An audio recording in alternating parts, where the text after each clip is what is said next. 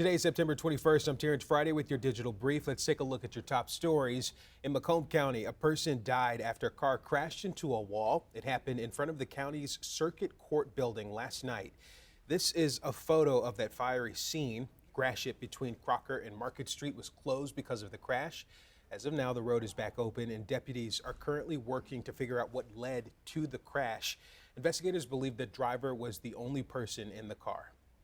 Staying in Macomb County, 2 deputies are facing charges after one of them allegedly slapped a juvenile. This happened last month.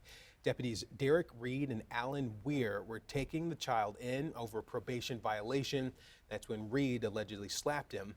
Reed is charged with 4th-degree child abuse and Weir is charged with willful neglect of duty.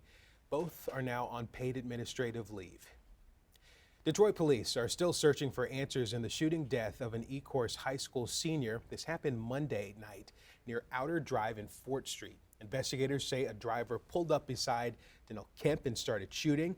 Kemp played basketball, baseball, and football for his high school. Teachers who knew him best say he had a fun-loving personality.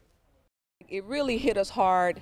You know, normally during lunchtime, the lunchroom is rambunctious. The students having a good time, they're talking.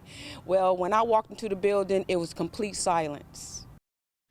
The school will host a balloon release for Kemp tomorrow night at 6:30 before their game at 7 o'clock. In Detroit, city leaders are calling the One Detroit Partnership a success. It's a plan aimed at reducing gun violence over the summer. That program targeted the city's 8th and 9th precincts from Memorial Day through Labor Day. It used a combination of local, state, and federal resources to try to decrease crime in the city. Leaders say the effort resulted in 22 people being charged with federal gun crimes. According to DPD, both precincts saw a double-digit drop in those violent crimes once the program was put in place.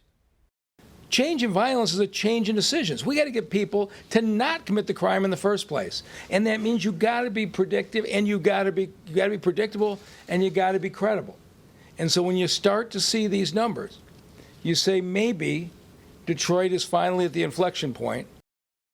Let's turn to next weather meteorologist Kylie Miller now with an update on that forecast. Hey, Kylie. It's going to be very summer-like today with temperatures peaking near 80 degrees either side of that today. We're going to call it a good mix of sun and clouds. Clouds, though, are going to be rolling on in this evening, leading to maybe a sprinkle popping up overnight, but I think most of us will have dry conditions. More sunshine for tomorrow and Saturday with temperatures again in the 70s.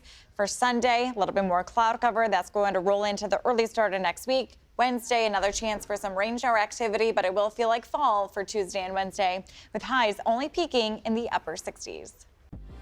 That's going to do it for today's digital brief. For the latest news, sports, and weather, we are covering it all for you here on CBS News Detroit, streaming live on the CBS News app and Pluto TV.